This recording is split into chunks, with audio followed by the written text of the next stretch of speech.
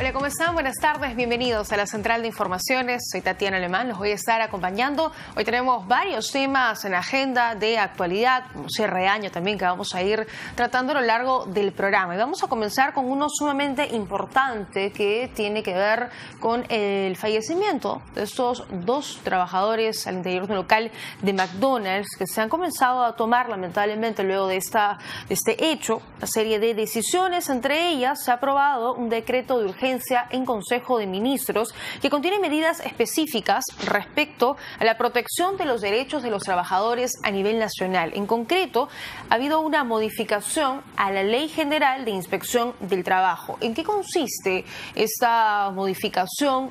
¿Qué nos va a beneficiar a los trabajadores en un país, sobre todo como el nuestro, donde la informalidad laboral supera el 70%? Vamos a conversar de inmediato con el doctor Fernando Varela, abogado especialista en materia laboral. Nos acompaña en estudios. Gracias y bienvenido. Tatiana, gracias por la invitación.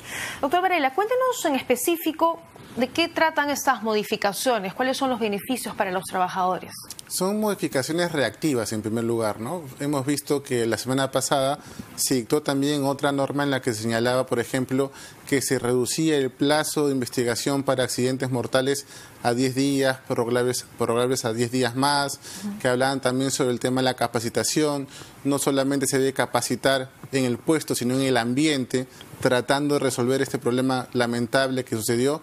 Y el día de hoy también nos levantamos los peruanos con una nueva modificatoria en la cual se le faculta al inspector de trabajo a poder suspender las labores cuando él considera que hay un riesgo muy importante, o incluso al cierre temporal si es que el inspector, a su criterio, considera que se ha incumplido con las normas de seguridad y salud en el trabajo y que estas pueden ocasionar un riesgo. ¿Eso no existía antes? Si se encontraba alguna infracción o algo que pudiera atentar contra la seguridad de los trabajadores, ¿no se podía suspender temporalmente el local? Por supuesto, el cambio parte por cosas muy puntuales.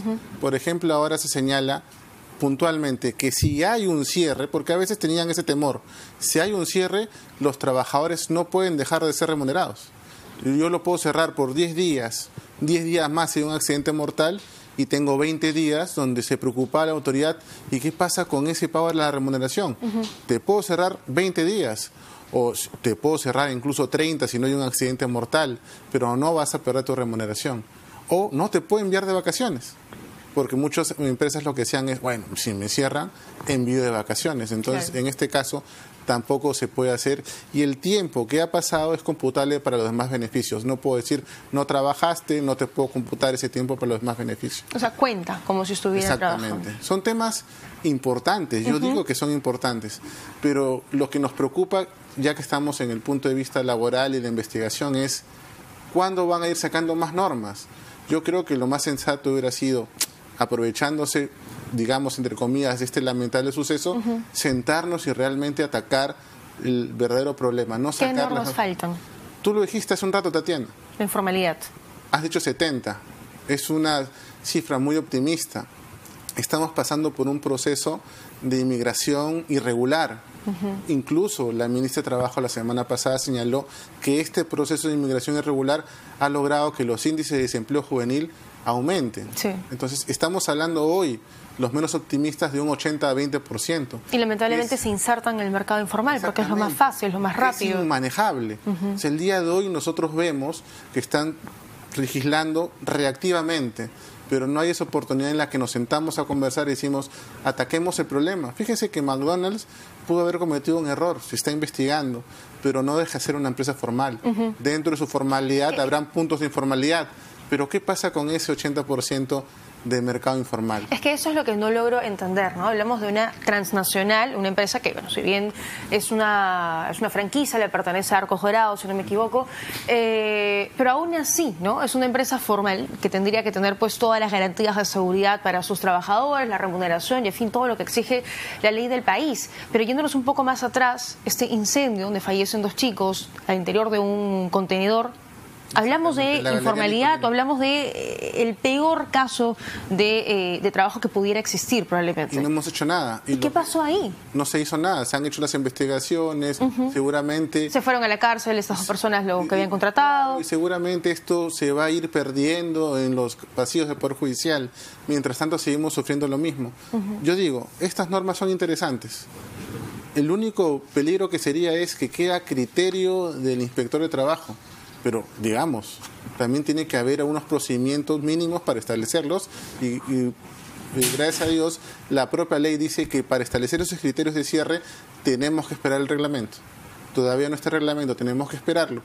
Pero el discurso o digamos, la discusión puntual es la informalidad.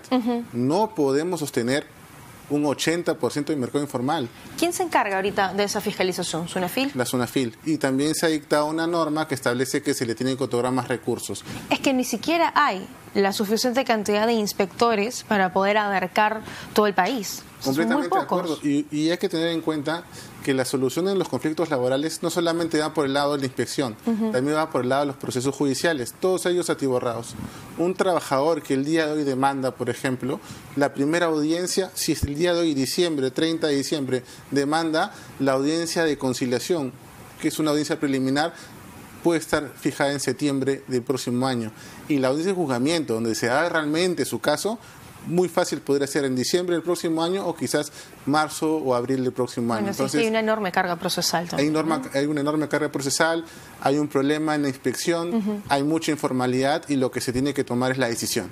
Ahora, si no fuera SUNAFIL, los municipios en ese caso no tienen también ese rol de fiscalización. No. La Superintendencia Nacional de Fiscalización Laboral son los que tienen la competencia para poder fiscalizar. Cuando se trata de microempresas, que son empresas pequeñas, lo puede hacer el Ministerio de Trabajo. Pero lo que se ha buscado es crear este organismo hace muchos años que puede inspeccionar, y los tenemos.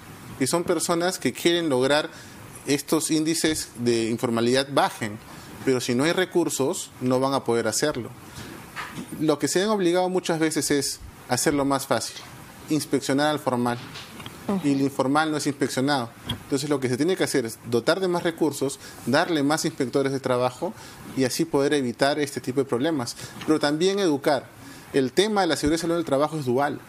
O sea, la seguridad y salud del trabajo como sistema lo que busca es eliminar los riesgos, pero también atenuarlos. Y para eso la responsabilidad es de ambos. Tanto el empleador, que tiene que dotarse del sistema de seguridad y salud en el trabajo, como el trabajador, que también tiene que fiscalizar y también tiene que cumplir con las órdenes o también con los procedimientos de seguridad que otorga el empleador. En ese sentido, ¿ese decreto de urgencia que se ha aprobado es insuficiente, es incompleto? Mientras la reforma no sea integral, Tatiana, van a seguir pasando cosas. Porque este decreto de urgencia es muy buen decreto de urgencia, está solucionando un problema, no hay que negarlo.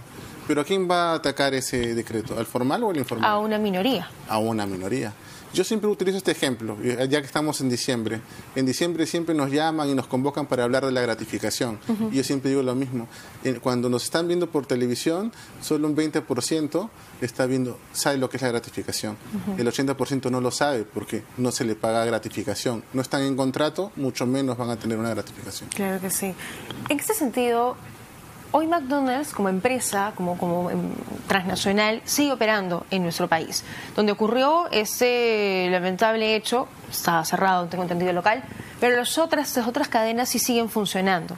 ¿Por qué sigue operando la empresa? Hay un tema importante porque me olvidaba de decirte. También es facultad del inspector que si llega a una de estas empresas que tiene varias sucursales, por ejemplo, llega a Pueblo Libre otra vez y ve que hay incumplimiento, informa a la autoridad y dice: como esta empresa que tiene una sucursal en Pueblo Libre ha hecho incumplimiento de obligaciones laborales en seguridad y salud en el trabajo, vayamos a investigar a otras, porque es muy probable que siga el mismo procedimiento, que no respeten los lineamientos.